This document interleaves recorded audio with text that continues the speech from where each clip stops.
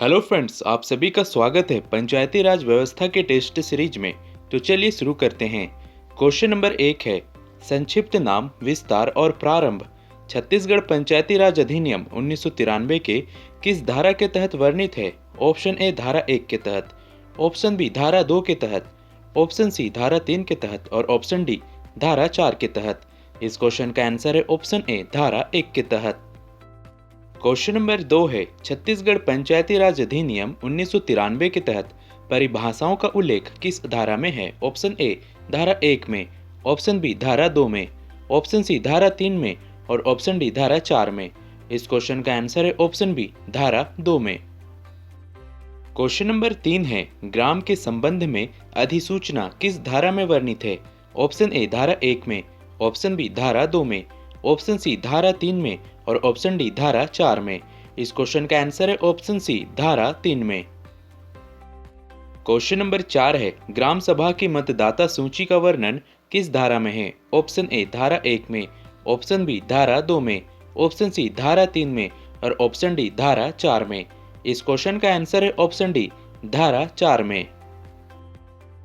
Question number 5 है, ग्राम के मतदाताओं का रजिस्ट्रेशन किस धारा में वर्णित है? ऑप्शन ए धारा 5 में, ऑप्शन बी धारा 6 में, ऑप्शन सी धारा 7 में और ऑप्शन डी धारा 8 में।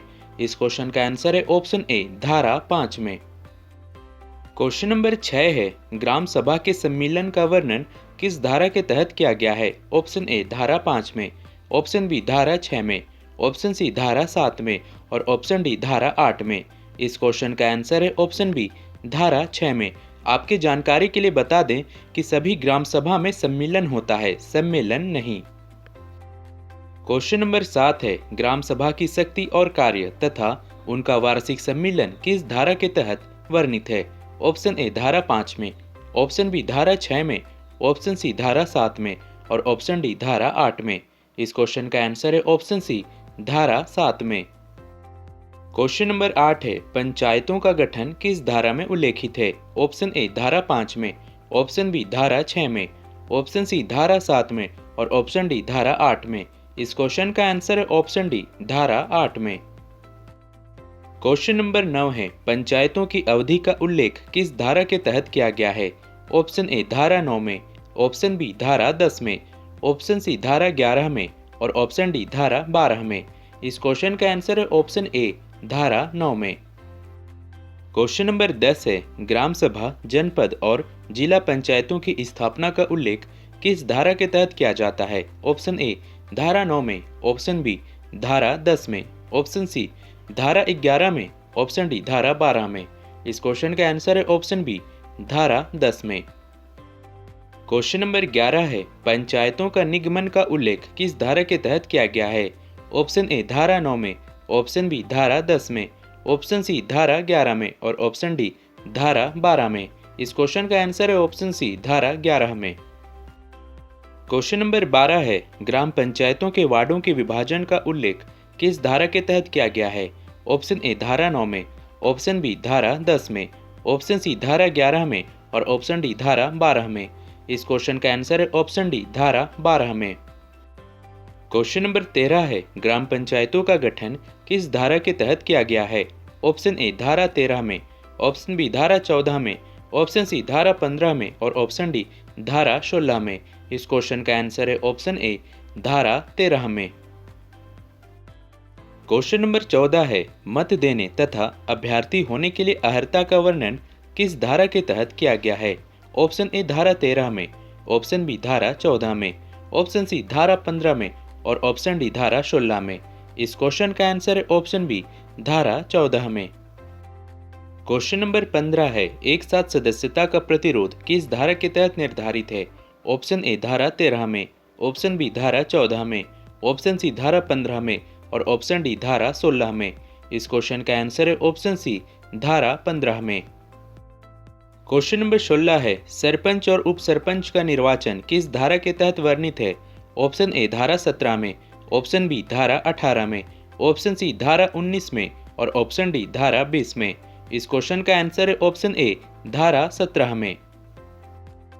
क्वेश्चन नंबर 17 है, बहिर्गामी सरपंच द्वारा कार्यभार का सौंपा जाना यह किस धारा के तहत वर्णित है?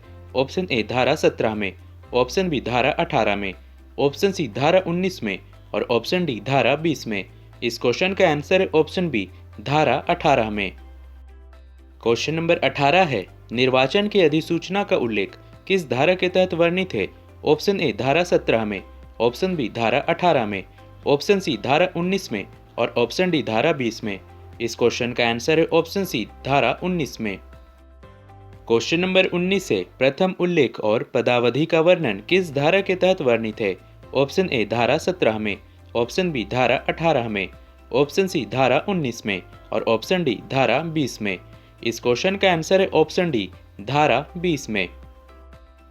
क्वेश्चन नंबर 20 है, ग्राम पंचायत के पदाधिकारियों को वापस किस धारा के तहत बुलाया जाता है? ऑप्शन ए धारा 21 का के तहत, ऑप्शन बी धारा 22 के तहत, ऑप्शन सी धारा 23 के तहत और ऑप्शन डी धारा 24 के तहत। इस क्वेश्चन का आंसर है ऑप्शन ए धारा 21 का के तहत। क्वेश्चन नंबर 21 है, जनपद पंचायत की संरचना का उल्लेख किस धारा के तहत किया गया है? ऑप्शन ए धारा 21 का के तहत, ऑप्शन बी धारा 22 के तहत, ऑप्शन सी धारा 23 के तहत और ऑप्शन डी धारा 24 के तहत। इस क्वेश्चन का आंसर है ऑप्शन बी धारा 22 के तहत। क्वेश्चन नंबर 22 है, खंड का निर्वाचन क्षेत्र में विभाजन किस धारा के तहत किया जाता है? ऑप्शन ए धारा 21 का के तहत, ऑप्शन बी धारा 22 के तहत, ऑप्शन सी धारा 23 के तहत और ऑप्शन डी धारा 24 के तहत। इस क्वेश्चन का आंसर है ऑप्शन सी धारा 23 के तहत। क्वेश्चन नंबर 23 है, जनपद पंचायत के अध्यक्ष और उपाध्यक्ष के निर्वाचन का उल्लेख किस धारा के तहत किया गया है? ऑप्शन ए धारा 25 में, ऑप्शन बी धारा 26 में, ऑप्शन सी धारा 27 में और ऑप्शन डी धारा 28 में। इस क्वेश्चन का आंसर है ऑप्शन ए धारा 25 में। क्वेश्चन नंबर 24 है, जनपद पंचायत सदस्य, अध्यक्ष और उपाध्यक्ष के नामों का प्रकाशन किस धारा के तहत वर्णित है? ऑप्शन ए धारा 25 में, ऑप्शन बी धारा 26 में, ऑप्शन सी धारा 27 में और ऑप्शन डी धारा 28 में। इस क्वेश्चन का आंसर है ऑप्शन बी धारा 26 में।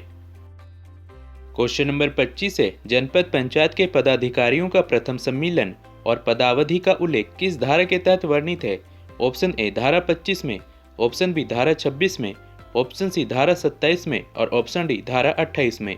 इस क्वेश्चन का आंसर है ऑप्शन सी धारा 27 में।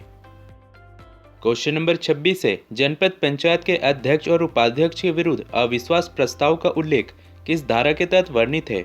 ऑप्शन ए धारा 25 में, ऑप्शन बी धारा 26 में, ऑप्शन सी धारा 27 में और ऑप्शन डी धारा 28 में। इस क्वेश्चन का आंसर है ऑप्शन डी धारा 28 में।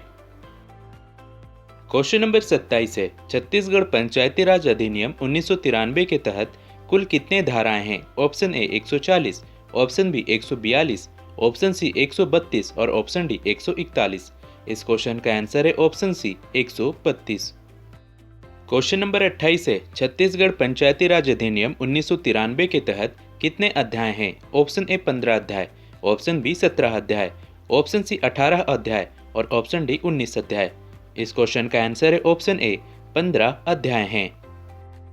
क्वेश्चन नंबर 29 है, छत्तीसगढ़ पंचायती राज अधिनियम 1993 के तहत कितने अनुसूची है? ऑप्शन ए 4 अनुसूची, ऑप्शन बी 6 अनुसूची, ऑप्शन सी 14 अनुसूची और ऑप्शन डी 15 अनुसूची।